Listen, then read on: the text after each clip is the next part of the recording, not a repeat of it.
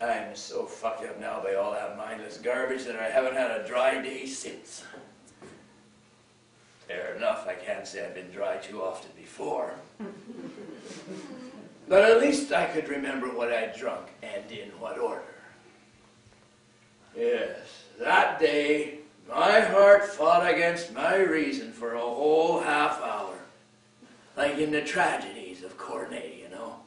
Duty wrestles with the promptings of the heart. My heart was telling me, you've been hurt. You've been treated like shit. Go on, Vanya, go get rat-arsed. That's what my beautiful heart was telling me.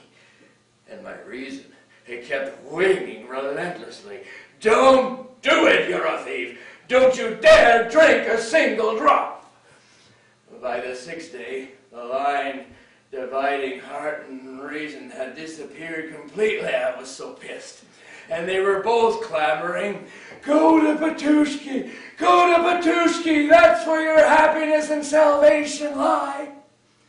Petushki, where the birds are never silent day or night, where the jasmine never fails winter or summer. And there, every Friday at exactly 11 o'clock, that girl of mine, that flaxen-haired she-devil, meets me on the station platform. And it's Friday today, and she'll be there. And the station platform will be there. And after the platform, strong vodka and port, sheer bliss, contortions, ecstasies, and orgasms.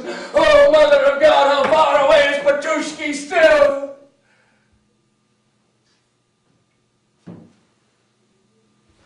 And there, beyond Petushki, where the she-wolf howls at the stars, there in a smoky, flea-bitten mansion, unbeknownst to the flaxen-haired one, blossoms my little boy, the chubbiest and best-behaved infant of them all.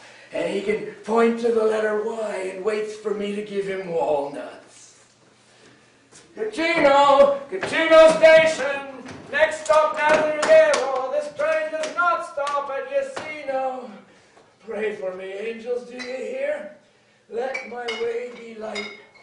Let me not stumble against a rock, that I might see the place I so long for. And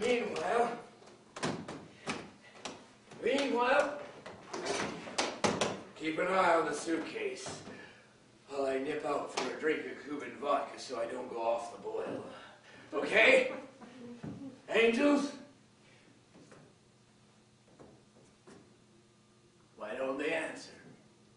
Why do they clam up the minute I start talking about Petushki? I mean, what are they thinking? That there'll be nobody there to meet me? Or that the train will crash down some embankment? Or that I'll fall into a drunken stupor and somebody will knife me? Why are the angels embarrassed and silent? My tomorrow is bright, okay? Our tomorrow is brighter than our yesterday or today. But who can guarantee that our day after tomorrow won't be worse than our day before yesterday?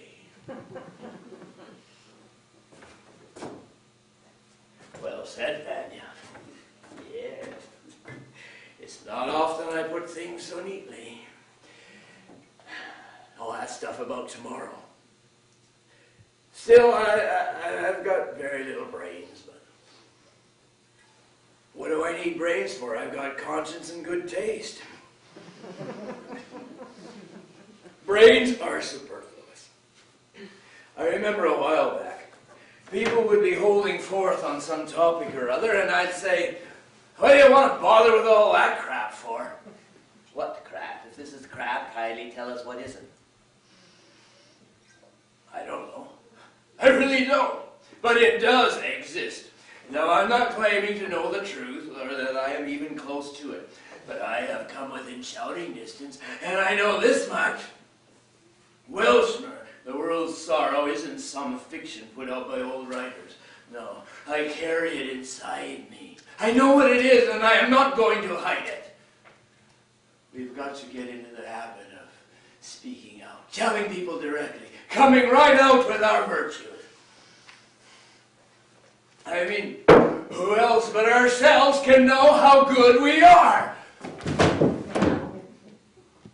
Oh, well, Vanya, that's too much. We're afraid you won't get there again. We're afraid you won't reach him and you'll have to go without his walnuts. Hey, hold on, that was last Friday. She wouldn't let me go to him last Friday. I got sidetracked in her white belly, round as the earth and sky. Poor boy. Poor little boy. What do you mean, poor? Listen, angels, just tell me this. You'll stay with me all the way to Petushki, right? You won't fly away. No, you can't go all the way to Petushki. We'll fly away as soon as you smile. You haven't smiled once today, but the minute you smile, we'll fly away. Our minds will be at ease. And you'll meet me there on the platform, right? Oh, yes, we'll meet you on the platform. You know, they're really charming creatures, these angels. But what do they mean, poor little boy? He's not poor. No way. Well, okay. He was sick Friday before last, and everybody was in a state of alarm. But he got better the instant he saw me. Truly, he did. Oh, merciful God, don't let anything happen to him, not now, not ever. I mean, they told me he had a fever. I sat by his cot drinking lemon vodka, and they left me alone with him. He really did have a fever. Even the dimple in his cheek was feverish. I'd had 3 glasses by the time he woke up and looked at me, and had the 4th glass in my hand. We had a long chat then, and I said, "Don't die, kiddo, eh? I mean, you'd think it would be very silly to die doing just the 1 letter Y and nothing else. You can see that it'd be really stupid, can't you?" "Yes, Father," he said with such a blissful smile.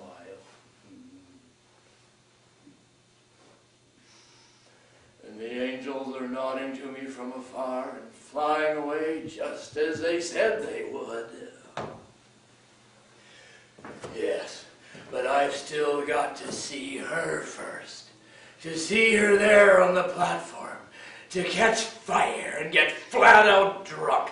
To graze among the lilies till I'm dead of exhaustion. That's how it was that first day, exactly 12 weeks ago, with the birds and the jasmine in Petushki.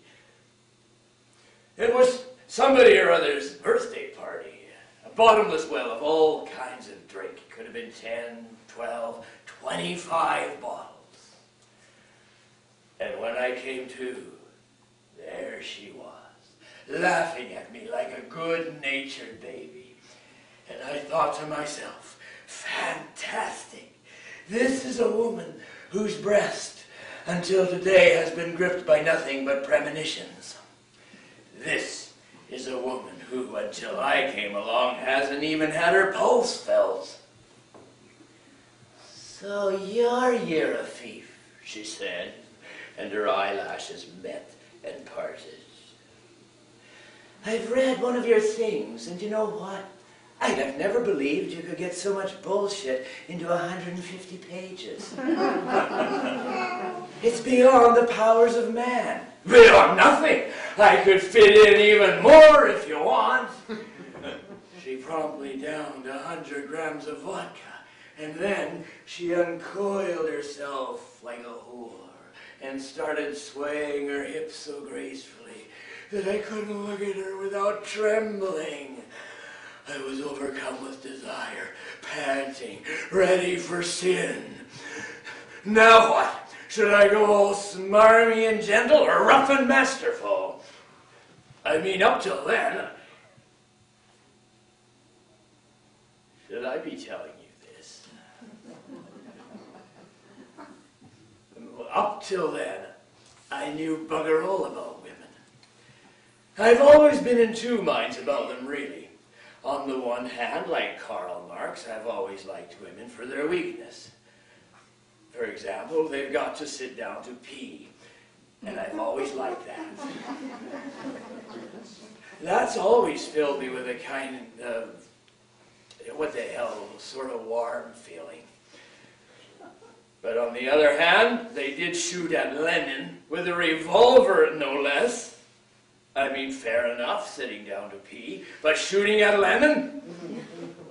However, I digress. So, the velvet fist or the iron glove. Actually, she made up my mind for me, leaning back and stroking my cheek with her ankle. It was sort of a gesture of encouragement, but also a gentle box on the ear, and something like a fairy's kiss. And then her belly, like earth and sky. The minute I saw that, I began to sob almost from inspiration. Everything merged into one. Roses, lilies, and among the little curls, the moist, quivering entrance to Eden. Oblivion! I remember saying to her one Friday when I was all lit up with Zabrovka, "Hey, let's spend the rest of our lives together. I'll carry you away to my high-rise in Lobnia. I'll drape you in purple silks. I'll make a bit on the side doing telephone boxes. And you can sniff things. Lilies say you can sniff them. Come on, let's go." She said nothing, just gave me the V sign. "Why not, for God's sake? Tell me." She suddenly burst into tears. "You bloody idiot. You know why not. You know damn well, you dumb bastard." And since then, it's been the same every Friday. The same tears, the same V sign. But today, well, something will be decided today, because this Friday is the 13th in a row.